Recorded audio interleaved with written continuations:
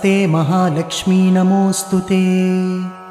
नमस्ते गरुडारूढे कोलासुरभयङ्करी सर्वपापहरे देवी महालक्ष्मी नमोस्तुते। सर्वज्ञे सर्ववरदे सर्वदुष्टभयङ्करी सर्वदुःखहरे देवी महालक्ष्मी नमोस्तुते। सिद्धिबुद्धिप्रदे देवी भुक्तिमुक्तिप्रदायिनी मन्त्रपूते सदा देवी महालक्ष्मी नमोस्तुते।